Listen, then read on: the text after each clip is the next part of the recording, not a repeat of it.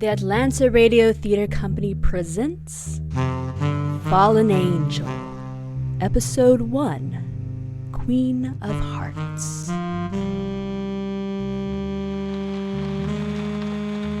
It was 11:35 a.m. on a morning as gray and mean as the barrel of a .38. Raindrops chased each other down the window pane like tiny glass ants looking for a free meal. In the street below, the traffic was bumper to bumper, a slow river of steel. Across the street, the neon sign above Joe's Cafe blazed with color. The closest thing to a rainbow this city would ever see. No Garden of Eden, this town, but it's my town. My turf. My territory. My hunting ground. I drank my coffee and watched the city and thought about a murder that somebody might solve today. Just maybe. The door's unlocked. Come on in. It was a dame. A stacked dame. A dame with the kind of shape that sent Trojans off to war. Oh, the lady was a real knockout. And I was down for the count. I wasn't sure you were open for business. Are you Jackson O'Hart? Yeah, like it says on the door. Good morning, Mr. O'Hart. I'm Cecily Colatello. She walked into the office slow and smooth, the way honey pours out of a jar. I thought to myself, Self, this dame is dangerous. Have a seat. Tell me your problems. What makes you think I've got problems? Everybody who comes through that door has problems, doll. Otherwise, well, they'd be somewhere else. Oh, I see. Is that your gun there on the desk? Or is it evidence from some crime? No, you never know. It might be both. I don't always play by the rules. That's good. I couldn't use you if you were too timid. I got no problems there, doll. Then I guess we should talk about why I came. Well, I'm all ears. I think the police are going to arrest me. That's definitely a problem. What did you do? Nothing. I'm innocent. I mean, I haven't committed any crime. I swear it. But I'm afraid the evidence might point to me. No? What's the crime? Murder. Yeah, that is a problem. And the cops think you did it? Yes. But I swear I didn't. You must believe me, Mr. O'Hart. I didn't do it. Oh, of course I believe you, doll. Why shouldn't I believe you? Now tell me, who did you kill? Who do the police think you killed? Eddie Fortune. The syndicate boss? Yes. He was shot last night. Oh, yeah, don't say.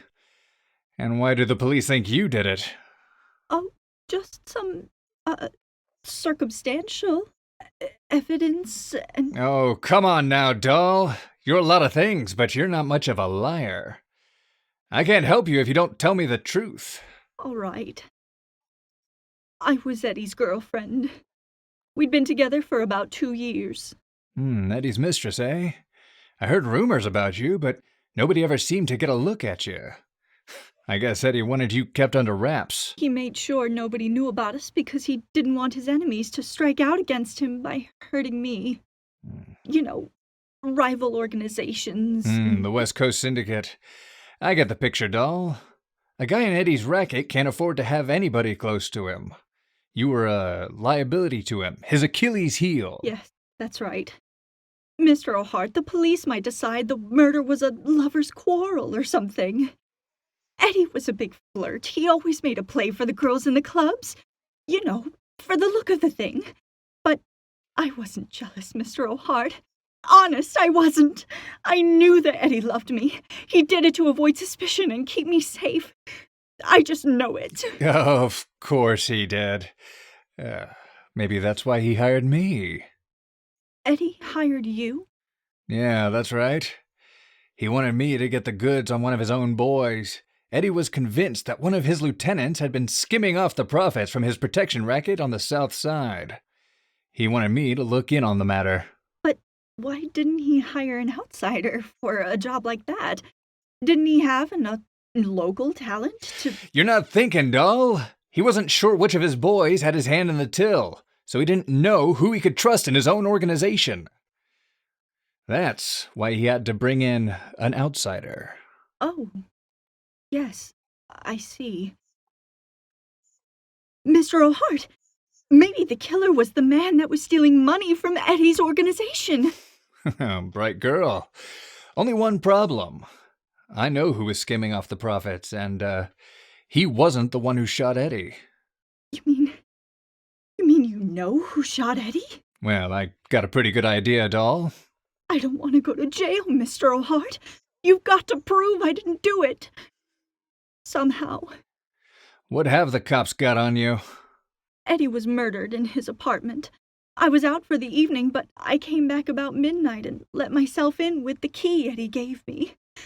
I found Eddie's body in the living room. I was scared, so I ran. But the janitor saw me leaving and he told the police. And you were the only one seen going into or leaving the apartment? That's right. In fact, nobody saw me go in, so I can't prove I wasn't there when Eddie was murdered. Well, can anybody vouch for you? Were you with anybody up until the time you arrived? No, nobody. I was at my own place until 11:30, an apartment I have about 8 blocks away. I didn't take a cab. I drove my car to Eddie's place and went in the back way, just like I always did. Oh, that's, bad luck for you, doll. Without an alibi, you're gonna look like a swell suspect to the cops. Please help me, Mr. O'Hart. I don't know where else to turn. How could a man ever trust a woman this gorgeous? In fact, there wasn't a word of truth in her story. I knew something she didn't know, and it proved she was lying. There's one little problem with your story, doll. A problem you better straighten out before the police start asking questions. See, I happen to know that Eddie was killed just a little after midnight. You better not try to convince the cops that you were there at the stroke of 12, Cinderella. They'll eat you alive. What did you say? A strange look came over her face. A look I didn't like one bit. She stood up slowly and started backing away from me towards the door like a cornered animal with no place to run. How could you know that? How could you know the time when Eddie was shot? Well, let's just say I'm psychic. I got a crystal ball. Yeah, sure. Let's just say that. She was still backing away towards the door, still wearing that wild-eyed look. I wondered if I should try to stop her. I wondered if I could make myself stop her, even if I wanted to. She turned and opened the door a few inches. Then she stood there a moment, holding the doorknob, as if she was about to yank it open and run. Just one question, Mr. O'Hart. Just one last question. What's going to happen when the police test your gun to see if it's the murder weapon? It was the last question I expected, and the last one I wanted to hear. I suddenly felt like Joe Louis had put a hard right into my gut. Hey, what the... All right, take it easy with the gun there, doll. It figures you'd carry something like that little pearl-handled automatic. It's a ridiculous weapon. But still capable of making a nasty hole in a man. Don't move, Jack. I know how to use it. Come on in, Lieutenant. He told me all I need to know. All right, watch it, O'Hart. Say, what is this? Hands up, Jack. Don't you so much as twitch a finger towards that gun. Cover him, fellas. Don't move. Take it easy. All right, let's have a look. You were right, Miss Sloane. It's been recently fired. Tisk, tisk, tisk. Pretty stupid, O'Hart. You should have at least cleaned it after you plugged Eddie. Sloppy, sloppy. What are you talking about, Lieutenant? You got nothing on me. Oh, sure, Jack, not a thing. Nothing except an eyewitness. Oh, pretty cute, aren't you, doll? You reeled me in like a fat trout. Say, just who are you anyway? Veronica Sloane. A private eye, just like you. Now wait, not like you. I don't use what I find to attempt blackmail. Clumsily, I might add. Yeah, that's right, Jack. I put it together. Eddie never hired you, his lieutenant did. Let me guess, he'd noticed some suspicious behavior, figured Eddie's mistress was running around on him? Hey, I offer my clients complete confidentiality. But he knew Eddie had a soft spot for her and wouldn't listen to him unless he could prove it. So he hired you. Only once you started investigating, you discovered she wasn't cheating on Eddie at all. She was hiding money away on his instructions, yeah. I'm guessing she's the one who hired you. Now, what was it? Were they planning to run off together, leave this sordid life behind, and get a fresh start? I offer my clients complete confidentiality. Huh. Yeah, I can see it clear enough. About as clearly as she saw you. Leaving the apartment, gun in your hand, and Eddie dead on the floor. She was asleep in the bedroom when you had your little midnight meeting to try and hustle Eddie. The shot woke her up quick enough. Well, it's possible that I presented him with my findings. It's possible that he misinterpreted my words as some sort of a threat, pulled a gun on me. And if that happened, well, I'd be well within my rights to defend myself. Oh, self-defense, eh? Well, this city certainly won't shed any tears for the likes of Eddie Fortune. But you shouldn't have gotten greedy, O'Hart. The judge isn't going to like the sound of your story. And attempted blackmail's still a crime. So I hear. Take him away, boys. As the uniformed officers led O'Hart away, I took out my compact to apply fresh powder to my face. Appearances matter in a town where nothing is what it seems. In the mirror, I could see Lieutenant Gaborski behind me. Straighten his tie and come swaggering up with what I'm sure he considered a come-hither look.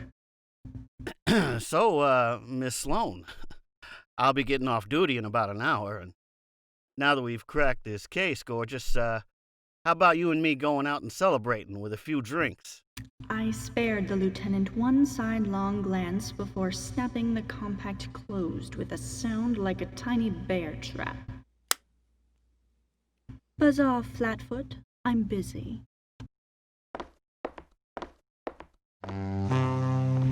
The rain continued to fall, but it did nothing to wash away the filth of the city. For every fallen Eddie Fortune, there were a dozen more ready to take his place. His mistress would probably go free, but there were others who needed someone to listen to their story. To believe that it was possible to get some justice in this world. No Garden of Eden, this town. But it's my town, my turf, my territory, my hunting ground.